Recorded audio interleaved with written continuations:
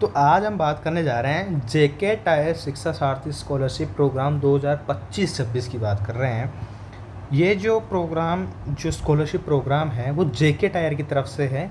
जेके tyre, आपने टायरों के नाम सुना है। ये कंपनी जो है वो स्कॉलरशिप प्रोवाइड करवा रही है किनको? गर्ल्स चाइल्ड के लिए, यानी लड़कियों के लिए बहुत अच्छी स्कॉलरशिप होने वाली है। और वो भी उनके जो कमर्शियल व्हीकल ड्राइवर्स हैं उनकी बच्चियों के लिए।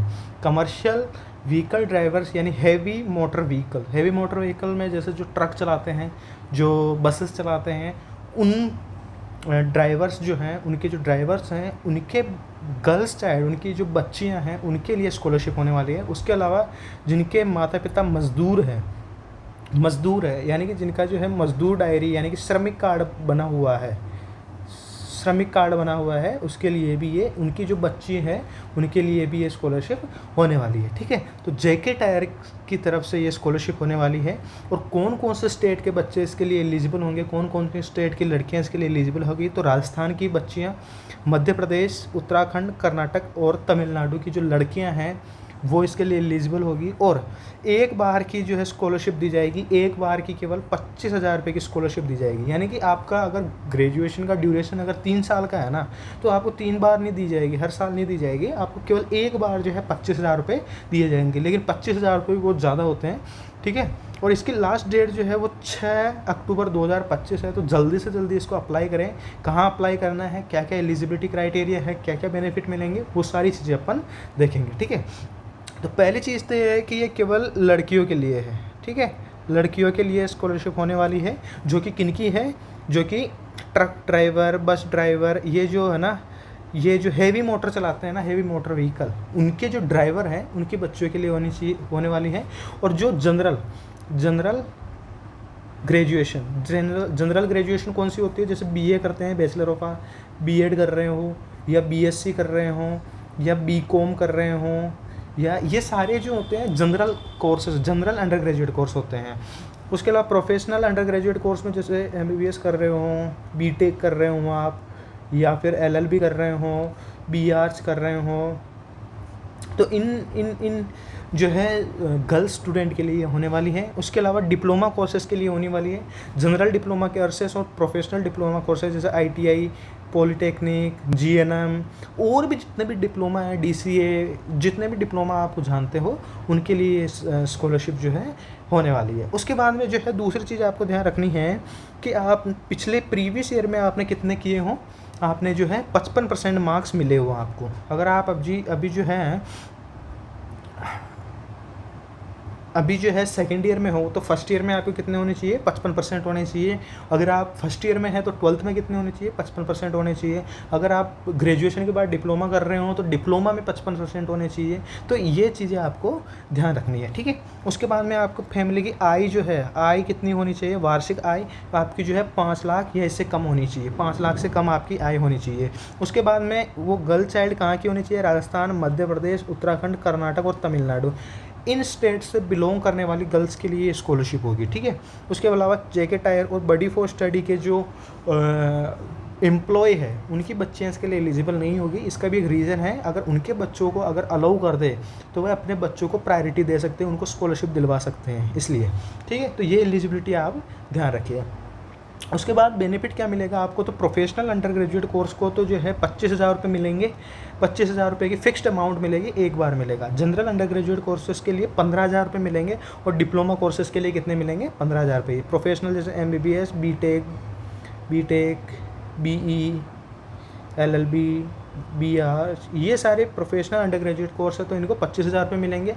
जनरल जैसे बीए, बीएससी, बीकॉम और जो है बीएड, ये जितने भी है ना, इनके लिए 15,000 रुपये, और डिप्लोमा कोर्सेज़ के लिए 15,000 रुपये मिलेंगे। ठीक है, उसके बाद में कौन कौन से डॉक्यूमेंट्स आपको इसके फॉर्म को भरने के लिए चाहिए? तो आपको अपनी पासपोर्ट साइज़ की फ़ोटो चाहिए, पासपोर्ट साइज़ की फ़ोटो।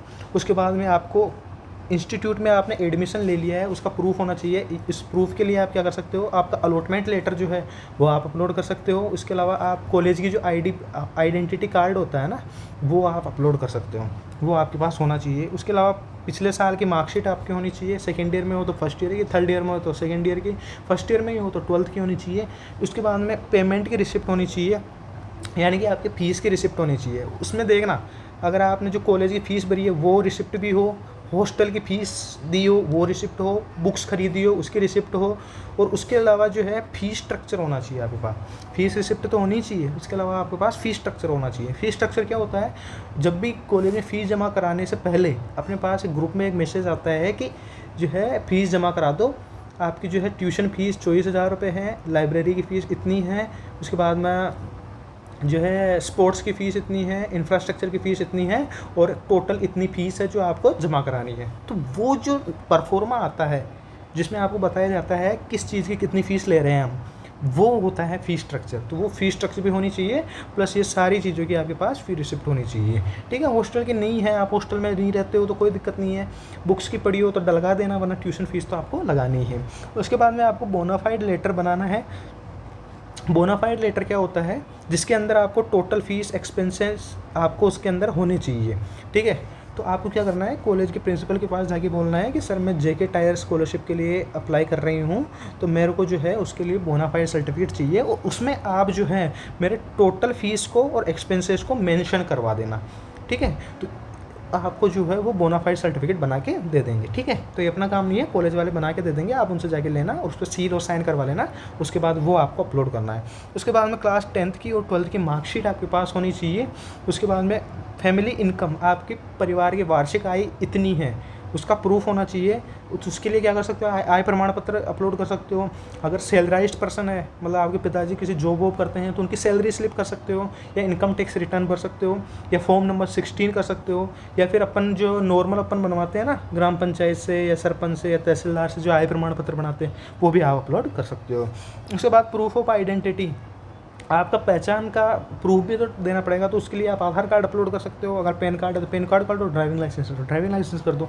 उसके अलावा बैंक की पासबुक आपको अपलोड करनी पड़ेगी। बैंक की पासबुक में क्या होनी चाहिए, सबसे बढ़िया तो आपकी खुद की हो, सेल्फ हो, स्वयं की हो, है ना। उसके अलावा स्वयं की नहीं है तो आप पेरेंट्स की भी कर सकते हो, जिसमें पिताजी या मदर की कर सकते हो। तो इसमें सब क्या ध्यान रखना है, एक तो बैंक का नाम होना चाहिए उसमें, ठीक है, स्पष्ट रूप से दिखना चाहिए पासबुक की डायरी की जो फ़ोटो लो उसमें। उसके बाद में उसमें IFSC कोड होनी चाहिए। उसके बाद में उसमें अकाउंट नंबर साफ दिख रहे हों। उसके बाद में उसमें क्या हो, ब्रांच का नाम, और उसके बाद में आपका नाम उसमें मेंशन होना चाहिए। तो ये सारी चीज़ें उसके अंदर मेंशन होनी चाहिए। ठीक है, उसके बाद में पेरेंट्स का प्रोफेशन, कि आपके पिताजी क्या करते हैं। अब ये किसके लिए है, जो हेवी मोटर व्हीकल है, यानी कि जो ट्रक बसेस वगैरह जो हेवी वाहन चलाते हैं उनके लिए होने वाली है।